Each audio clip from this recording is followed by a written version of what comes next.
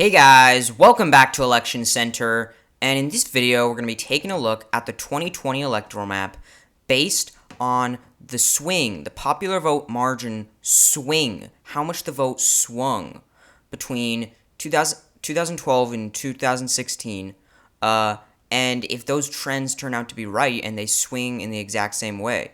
So let me give an example of what I mean by sort of based on margin or popular vote swing. So for instance, let's go over here to the state of Arizona.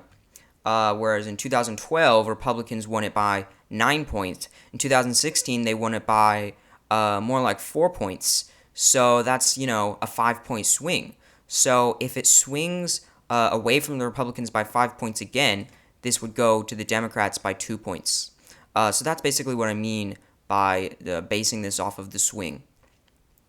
So yeah, let's just jump right into it now.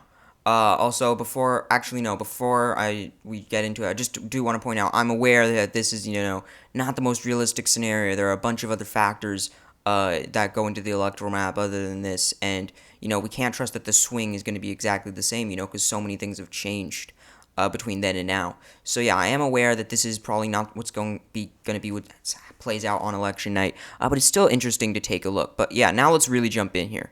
So yeah, the Republicans would sweep the South. Let's talk about for a second here Texas. Mitt Romney won this by 16 points. Trump only by 9 points. Right, so that's a 7-point swing. But that going by that logic, Trump still wins it by a couple of points. So Texas goes red. But Virginia had been trending more and more to the left. It swung further into the Democratic column in 2016. So yeah, that would be more solidly in the Democratic column. West Virginia would go absolutely landslide for the Republicans. It went from a 26-point margin to a 42-point margin. So yeah, that would go more heavily for the Republicans. And moving on to Ohio, that would go for the Republicans. Democrats won it in 2012. Republicans won it by quite a large margin in 2016, 8 points. So yeah, obviously, anytime a state flips, then that just means it went more into the other party's column, so it's going to go to that party again. In this hypothetical scenario, Indiana goes red. A lot of these states are not surprising. Iowa, it's sort of the same situation as Ohio. So yeah, I would go red. Illinois actually went a bit further Democratic, just by 1 point, so that would once again go into the Democratic column. And the Republicans would sweep all three of these Rust Belt states, Minnesota, Wisconsin, and Michigan.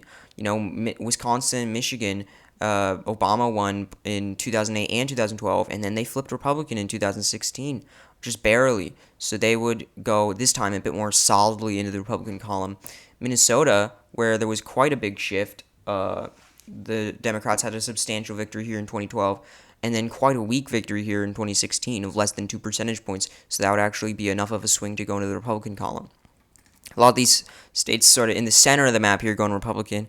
That includes Nebraska, but this time that 2nd congressional district goes to the Democrats. So let me fill that in here for the Democrats. The Republicans won it by less than 3 points in 2016, so that's enough of a swing.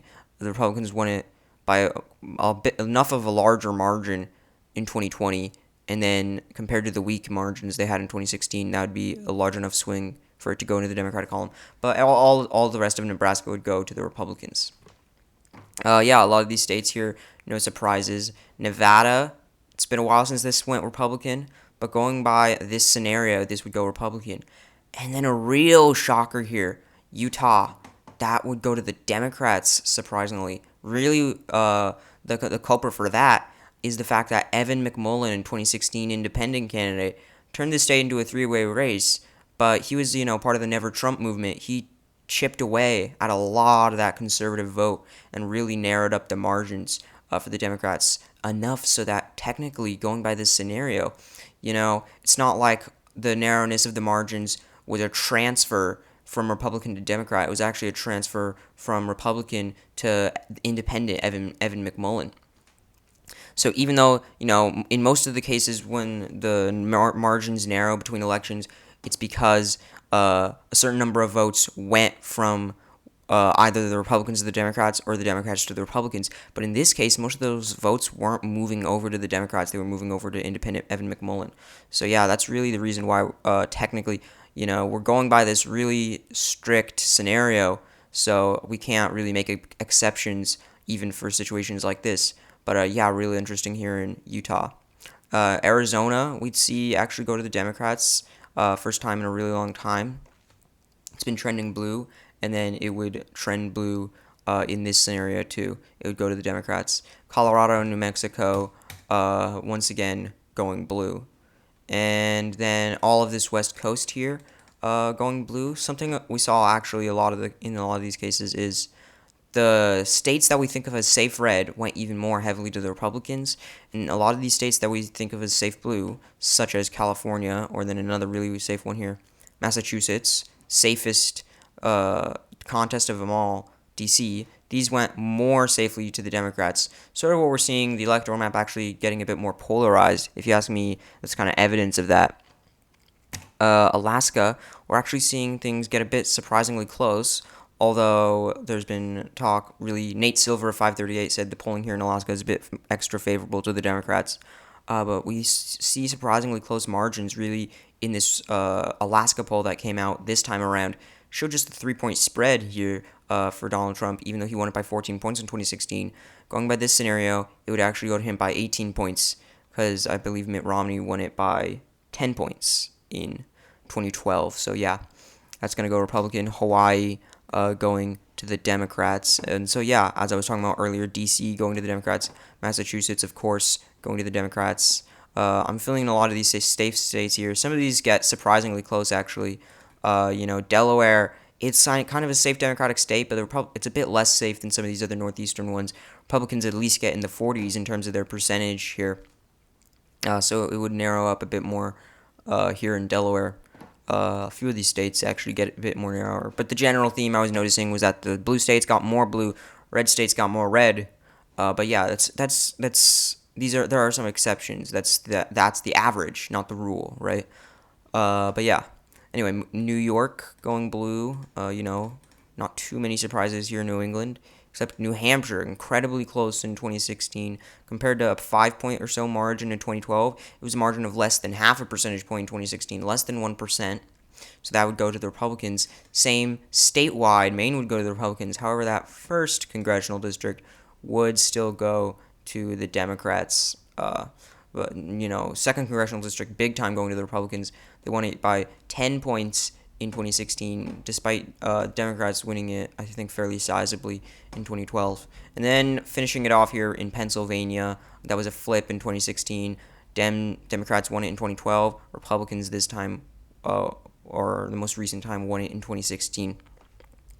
So yeah, the final electoral map, according to this scenario, 228 electoral votes compared to 310 electoral votes for the Republicans. So yeah, what we see here is that the Rust Belt went a lot more red, really got surprisingly tight here in the Rust Belt in 2016. Hillary Clinton kind of performed weak in a lot of these battleground states. However, we did see the South here get narrower, really. A lot of these southern states, safe Republican states, went more heavily red, but Texas and Georgia really went more Democratic. 16 to 9, in terms of the Republican margin here. And then I think 7 to 5. It moved from 7-point margin to 5-point margin here in Georgia in favor of the Republicans. So yeah, Texas and Georgia sort of falling in line with what we hear about these two southern states trending more and more blue. And then Virginia, of course, it's almost a lost cause for the Republicans at this point. It just keeps on each time getting more and more out of their grasp. But yeah, real interesting. And 228 to 310. So yeah, do I think this is a good predictor of how things will go in 2020? No, of course not. Lots of things change. We can't, totally different circumstances. It's a bit, it can help us. We can use it to help predict 2020, but using it as the sole factor, definitely not a good predictor. Especially, when things happen in here in Utah, where it goes blue according to this scenario. Of course, just going by such a strict, simple scenario, this is not a good predictor, because Utah is obviously not going to go blue. It's probably going to bounce back to the Republicans a lot more with the absence of the third-party challenger of Evan McMullin, the independent. But yeah, if we ran this on the 2008 to 2012 swing and applied that to an alternate 2016 map, we'd see, the Rust Belt actually would get narrower. However, Republicans would not win in the Rust Belt. So, that actually did end up happening. That did end up playing out. Surprisingly, we would see Texas have gone more heavily to the Republicans as opposed to less heavily. John McCain was kind of one of the weaker Republican candidates of our time. He really kind of did not do so well. He barely eked out a victory in Missouri. He actually lost Indiana. But yeah, so we would see some of these things actually, yes, they would play out because, states, the way they're trending, it's reality. If a state is getting narrower and narrower over time, there's a chance that it's going to continue doing that for a while. So yeah, this type of scenario we can maybe use it as one factor to help us predict, but as a standalone factor, it's not even close to a good predictor. But it's still an interesting thing to look at here on the electoral map. So yeah, this is interesting, but not realistic. But anyway, guys, I hope you enjoyed this video. Yeah, if you like this type of content that I make here on this channel, electoral maps, polls, election analysis, all things elections, right? I think you should definitely subscribe to my YouTube channel, because I do not exaggerate when I say this, right? You are going to love my other videos that I make in the future, and I think you're going to have a great time watching my past videos. But yeah, guys, anyway, today's video, not the most realistic scenario, but it's still interesting to look at. And so yeah, once again, guys, hope you enjoyed this video, thought it was interesting, and I will see you in the next Election Center video. Bye.